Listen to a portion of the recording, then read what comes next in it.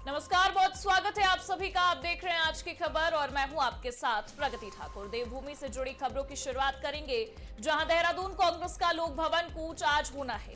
अपराध, महंगाई, बेरोजगारी जैसे मुद्दों पर घेराव करेगी कांग्रेस। आज वहीं लोक भवन का घेराव होना है। बता दें कि अध्यक्ष प्रीतम सिंह के नेतृत्व में लोक भवन कूच, हजारों कार्यकर्ताओं के पहुंचने की उम्मीद भी जताई जा रही है। बड़ी खबर देहरादून से, जहां कांग्रेस का लोक भवन कूच आज होगा। अपराध, महंगाई, बेरोजगारी जैसे मुद्दों पर यह घेराव हो रहा है। कांग्रेस आज लोक भवन का घेराव करेगी। बताया जा रहा है अध्यक्ष प्रीतम सिंह के नेतृत्व में लोक भवन का कूच कर रही है कांग्रेस पार्टी।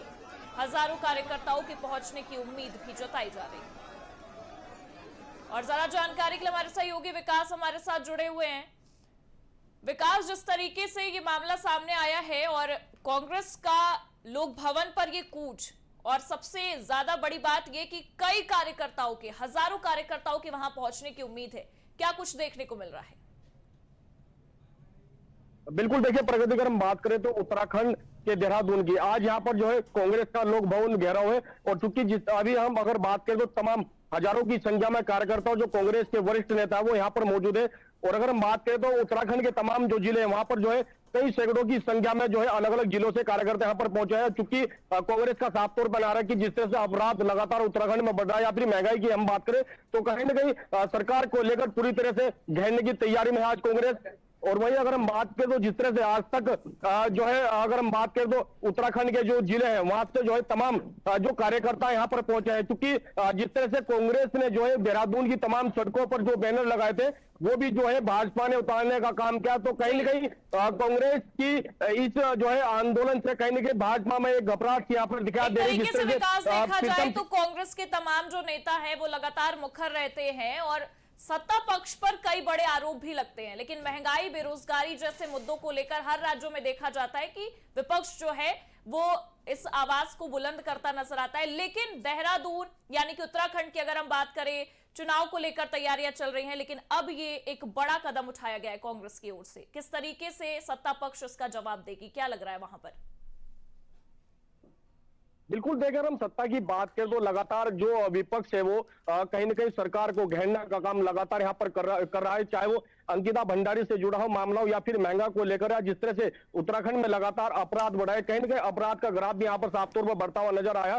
तो ऐसे में प्रगति लगातार जो कांग्रेस है वो सड़कों पर है। और साफ तौर पर कांग्रेस के जो वरिष्ठ नेता है, चाहे हम प्रीतम सिंह की बात करें या फिर प्रदेश अध्यक्ष की हम बात करें, उनके द्वारा साफ तौर पर कहा गया कि जिस तरह से उत्तराखंड में लगातार महंगाई की मार आम जनता झेल रही है और जिस तरह से अपराध लगातार हो रहे हैं, तो कहीं ना कहीं कांग्रेस का साफ तौर पर नारा है इन पर जो है पूरी तरह से सरकार को रोक लगानी चाहिए। अगर सरकार ऐसा नहीं करती है तो कहीं ना कहीं उन्होंने कहा साफ तौर पर यह भी नारा है कि धामी सरकार को जो है कुर्सी से जो है छोड़ देना चाहिए। और ऐसे में जो है लोक भवन की जिस तरह से आज साफ तौर पर हजारों की संख्या में कांग्रेस कार्यकर्ता यहाँ पर देखे गए। अगर हम हरिद्वार की बात करें तो हरिद्वार से भी कई हजारों की संख्या में रुड़की हो या फिर बहादुराबाद हो। अब ये देखना होगा विकास की क्या कुछ आगे चलकर मिलता है, क्योंकि हजारों कार्यकर्ता पहुंचेंगे। बहुत बहुत शुक्रिया तमाम जानकारियों के लिए आपका। बता दें कि अध्यक्ष प्रीतम सिंह के नेतृत्व में लोक भवन का कूच कर रही है कांग्रेस और हजारों कार्यकर्ताओं के वहां पहुंचने की उम्मीद भी है। और वहीं आपको यह भी बता दें कि लोक भवन कूच से पहले बैनर तक हटाए गए हैं। लोक भवन कूच से पहले कांग्रेस के पोस्टर, बैनर हटे हैं। नगर आयुक्त के निर्देश पर ये पोस्टर, बैनर हटाए गए हैं। लोक भवन कूच से भाजपा सरकार घबराई है। कांग्रेस के बैनर, पोस्टर हटवाए गए। राजेश चमोली का यह कहना है कि लोक भवन कूच से भारतीय जनता पार्टी की सरकार घबराई हुई है। देहरादून से यह खबर, जहां लोक भवन कूच से पहले ये बैनर हटाए गए हैं कांग्रेस के, और वहीं पोस्टर, बैनर हटाने को लेकर ये चीजें निकलकर सामने आ रही हैं। राजेश चमोली का बयान सामने आ रहा है। उनका यह कहना है कि लोक भवन कूच जहां एक तरफ कांग्रेस कर रही है, तो इसी कदम से, कांग्रेस के इस कदम से भारतीय जनता पार्टी घबराती दिखाई दे रही है। सत्ता पक्ष जो है वो घबराती नजर आ रही है और इसीलिए कांग्रेस के बैनर, पोस्टर हटवाए जा रहे हैं।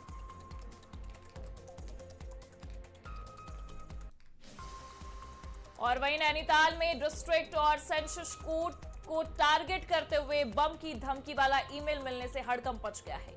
बम की मेल मिलने से सिक्योरिटी पुलिस और बम डिस्पोजल स्क्वाड ने तलाशी भी शुरू कर दी है।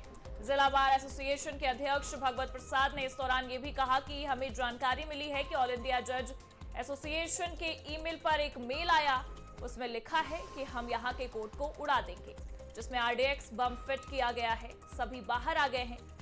कहां से ईमेल आया है यह भी पता नहीं चल पाया, लेकिन पूरी जांच चल रही है कि आखिरकार किसने ये मेल भेजा, बम से उड़ाने की धमकी दी। अभी हमें जानकारी हुई कि ऑल इंडिया जजेज एसोसिएशन के ईमेल पे एक ईमेल आया है, उसमें यह लिखा गया है कि 1 बजे तक जो है हम यहाँ की कोर्ट को उड़ा देंगे, जिसमें आरडीएक्स से बम फिट किया हुआ है। अब यहाँ पर अफरा तफरी का माहौल है। जजेज लोग सब बाहर आ गए हैं, जितने कर्मचारी हैं वो भी बाहर हैं, वकील भी बाहर हैं और अधिवक्ता सब इधर उधर अपनी सुरक्षा के लिए खड़े हैं और जो क्लाइंटेज थे वो भी बाहर चले गए। और लगातार हमारे सहयोगी विकास हमारे साथ बने हुए हैं। विकास, नैनीताल में डिस्ट्रिक्ट और सेशंस कोर्ट को टारगेट किया गया है, बम से उड़ाने की धमकी मिली है, क्या कुछ चीजें निकलकर सामने आ रही है इस मामले में? बिल्कुल देखिए, अगर हम नैनीताल की बात करें तो जो जिला कोर्ट है और जो सेशन कोर्ट है उसको जो है बम से उड़ाने की यहाँ पर धमकी मिले, चूंकि जिस तरह से साफ तौर पे खबर निकल के सामने आ रही कि एक बार के एसोसिएशन पे जो है धमकी भरी यहाँ पर मिली थी और उस मेल में कहा गया कि इन कोर्ट को हम जो है बम से उड़ा देंगे। और ऐसे में जो है प्रशासन पूरी तरह से सतर्क हो गया। तस्वीरों में आप साफ तौर पे देख सकते हैं जो बम निरोधक दस्ता है वो भी यहाँ पर पहुंच चुका है, जो डॉग स्क्वाड है वो भी यहाँ पर टीम पूरी पहुंच चुकी है और खुद एसएसपी ने जो है नैनीताल के यहाँ पर पूरी तरह से कमान संभाली। और ऐसे में जो है जिस तरह से ये धमकी ईमेल पर यहाँ पर मिली थी तो कहीं ना कहीं नैनीताल में जो है एक हड़कंप का माहौल यहाँ पर दिखाई दे रहा है। और जिस तरह से अब जो है प्रशासन पूरी तरह से यहाँ पर मुस्तैदी दिखाई दे रहा है और तो कहीं ना कहीं जिस मेल से ये धमकी भरा यहाँ पर जो मेल मिली है इसकी भी पूरी तरह से जो विभाग है वो भी यहाँ पर जांच कर रहा है। और ऐसे में जो है जिस तरीके से ये ईमेल आया है, कोर्ट को उड़ाने की धमकी मिली है, जज एसोसिएशन के ईमेल पर ये मेल भेजा गया है, क्या लगता है किसने भेजा होगा? क्योंकि इस मामले की जांच पड़ताल तो चल ही रही होगी, क्या कुछ चीजें निकलकर सामने आई है कि आखिरकार ये ईमेल कहां से आया है, किसने भेजा है, कौन है जो इस तरीके की धमकी दे रहा है? बिल्कुल देखिए, अगर हम बात करें तो तमाम चर्चा जिस तरह से यूपी के कई अलग अलग जगहों पर जो है बम से उड़ाने की धमकी आज मिली है और आज सुबह का जिस तरह से ईमेल यहाँ पर मिला है बम से उड़ाने की धमकी का, तो इसको लेकर जो जिला प्रशासन है तमाम जो टीमें हैं वो यहाँ पर इस ईमेल की जो है जांच करी। हालांकि अभी तक ये पूरा साफ नहीं हो पाया है कि किस ईमेल से जो है यहाँ पर बम से उड़ाने की धमकी मिली थी, उसको लेकर प्रशासन पूरी तरह से लटे। और चूंकि जो तमाम जो टीमें हैं बम स्क्वाड की अगर हम बात करें तो फिर डॉग स्क्वाड की बात करें वहां पर पहुंच चुकी है और पूरी तरह से जो है जांच यहाँ पर की जा रही है। चूंकि साफ तौर पर तस्वीरों में आप देख सकते हैं कि जो है कोर्ट परिसर को यहाँ पर खाली करागा। ऐसे में कह सकते हैं विकास के इस मामले पर पता लगाया जा रहा है कि आखिरकार किसने ये धमकी दी है। बहुत बहुत शुक्रिया तमाम जानकारियों के लिए आपका। बता दें कि आरडीएक्स बम फिट किया गया है। हालांकि जिस तरीके से ये मामला निकलकर सामने आया है, मेल आया है, उसके बाद जांच पड़ताल चल रही है कि आखिरकार किसने इस तरीके की धमकी दी है। चलिए अब बढ़ेंगे अगली खबर की ओर, जहां ऋषिकेश के चंद्रेश्वर नगर क्षेत्र में सोमवार सुबह एक मकान में गैस सिलेंडर विस्फोट से हड़कंप मच गया। धमाका इतना जबरदस्त था कि देखते ही देखते 2 मंजिला मकान आग की लपटों में घिर गया और पूरी तरह से खाक हो गया। प्रत्यक्षदर्शियों के मुताबिक पहले घर से धुआं और तेज लपटें उठी, फिर जोरदार धमाका हुआ। आवाज सुनते ही आसपास के लोग मौके पर पहुंचे और राहत बचाव शुरू करते हुए संबंधित विभागों को सूचना दी। हादसे के बाद पूरे इलाके में दहशत का माहौल देखा गया। शुरुआती जांच में गैस रिसाव को कारण माना जा रहा है, जबकि स्थानीय स्तर पर चर्चा है कि बड़ा सिलेंडर से छोटे सिलेंडर में गैस रिफिलिंग के दौरान यह हादसा हुआ है। प्रशासन ने मामले की जांच शुरू कर दी है और पता लगाया जा रहा है कि आखिरकार ये ब्लास्ट कैसे हुआ।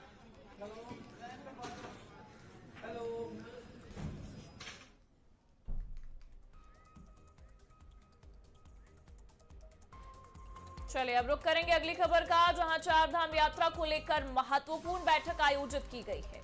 बता दें कि गढ़वाल आयुक्त विनय पांडे की अध्यक्षता में यह बैठक आयोजित की गई, जिसमें टूर ऑपरेटर, स्टेक होल्डर और अन्य संगठन के पदाधिकारी शामिल हुए।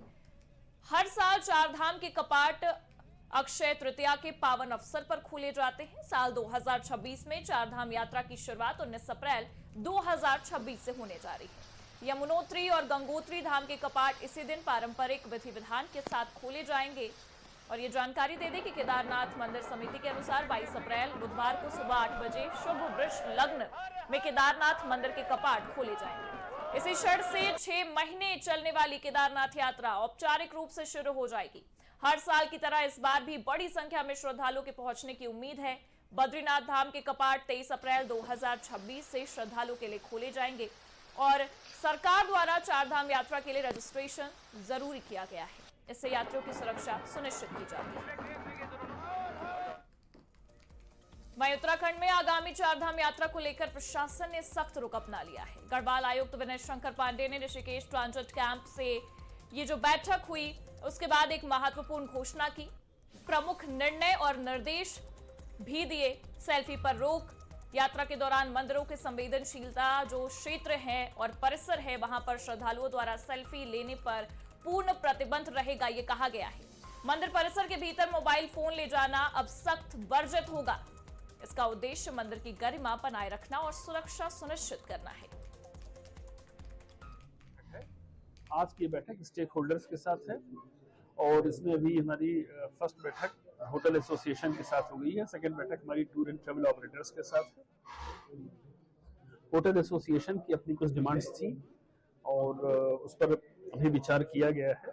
साथ में जो हमारी टेक्निकल टीम है, हमारे एडिशनल कमिश्नर के साथ बैठेंगे अभी और जो भी इसमें उनके हित में और यात्रा की संवेदनशीलता को देखते हुए प्रशासनिक हित में जो भी निर्णय होगा हम प्रयास करेंगे आज से कल तक में ले लिया जाए, क्योंकि हमें रजिस्ट्रेशन भी अपने ओपन करने हैं तो किस तरह से करना है इसका निर्णय लेंगे। चले खबरों में आगे बढ़ेंगे, जहां महंगी बाइक के शौक ने एक युवक को सलाखों के पीछे पहुंचा दिया है। 29 जनवरी को नथुवाला निवासी हितेश बिस्ट की बुलेट थंडरबर्ड म्यावाला चौक स्थित टेलीफोन एक्सचेंज के सामने से चोरी हो गई थी। मामले में कोतवाली डोईवाला में मुकदमा दर्ज कर पुलिस ने जांच शुरू की। वरिष्ठ पुलिस अधीक्षक देहरादून के निर्देश पर गठित टीम ने सीसीटीवी फुटेज खंगाले और मुखबिर तंत्र को सक्रिय किया। 14 फरवरी को लक्ष्मण सिद्ध मंदिर हर्रावाला के पास चेकिंग के दौरान पुलिस ने 22 वर्षीय मांगे राम को गिरफ्तार कर लिया। उनके कब्जे से चोरी की गई बुलेट थंडरबर्ड बरामद हुई है। पूछताछ में आरोपी ने बताया कि महंगी बाइक चलाने के शौक में उसने चोरी की वारदात को अंजाम दिया।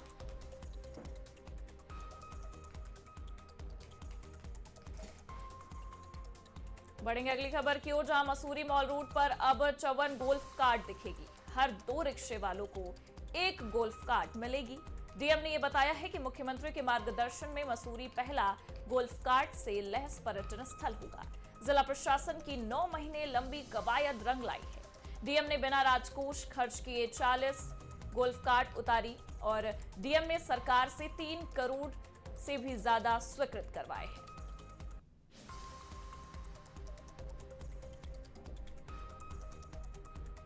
देहरादून में नए कप्तान के कार्यभार संभालते ही पुलिस विभाग में हलचल तेज हो गई है। एसएसपी प्रमेंद्र सिंह डोभाल के सख्त निर्देशों के बाद दून पुलिस एक्शन मोड में नजर आ रही है। शहर के घंटा घर पर सघन वाहन चेकिंग अभियान चलाया गया, जहां संदिग्ध वाहनों और व्यक्तियों की जांच की गई। एसएसपी ने यह साफ निर्देश दिए हैं कि सड़कों पर सुरक्षा में किसी भी तरह की लापरवाही बर्दाश्त नहीं की जाएगी। बीते दिनों हुई घटनाओं के बाद आम जनता में डर का माहौल है। ऐसे में पुलिस विजिबिलिटी बढ़ाकर जनता के बीच विश्वास कायम करना प्राथमिकता बताया जा रहा है।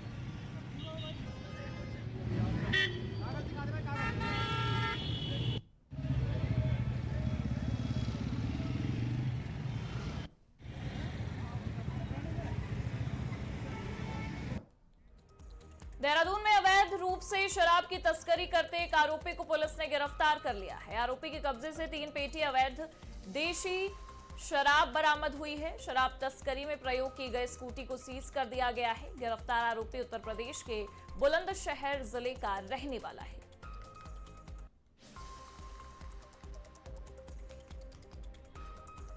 बता दें, शराब तस्करी में प्रयोग की गई स्कूटी को भी सीज कर दिया गया है और आरोपी उत्तर प्रदेश के बुलंदशहर जिले का रहने वाला बताया जा रहा है। अवैध रूप से शराब की तस्करी करते हुए इस आरोपी को गिरफ्तार कर लिया गया है। और वही देहरादून में फायर सीजन शुरू होते ही जंगल जो हैं वो जलने लगे हैं। प्रदेश के जंगलों में 30 जगह से अलर्ट आया है। राज्य में 42 हेक्टेयर के तकरीबन जंगल जो है वो जल चुके हैं। वन विभाग ने 1438 को स्टेशनों के साथ फायर वाटर तैनात किया है। रोकथाम के लिए फायर वाटर तैनात किया जा रहा है। वन विभाग जन जागरूकता के भी प्रयास कर रही है। बता दें कि देहरादून में फायर सीजन अब शुरू हो गया है और शुरू होते ही जंगल जो है वो जलने लगे हैं। ऐसे में ये जानकारी निकलकर सामने आ रही है कि प्रदेश के जंगलों में से 30 जगह जो है वहां से अलर्ट भी आ चुका है। राज्य में 42 हेक्टेयर के तकरीबन जंगल जो हैं वो जल चुके हैं, जिसके लिए फायर वाटर तैनात किया जा रहा है। रोकथाम के लिए फायर वाटर तैनात किया जा रहा है। वन विभाग जन जागरूकता के भी प्रयास लगातार कर रहा है। और इन्हीं खबरों के साथ फिलहाल के लिए इस बुलेटिन में बस इतना ही। देश और दुनिया की तमाम बड़ी खबरों के लिए आप देखते रहिए आज की खबर और स्क्रीन पर दिख रहे सोशल मीडिया हैंडल के जरिए आप मेरे साथ वहां पर भी जुड़ सकते हैं और खबरों से रूबरू हो सकते हैं। नमस्कार।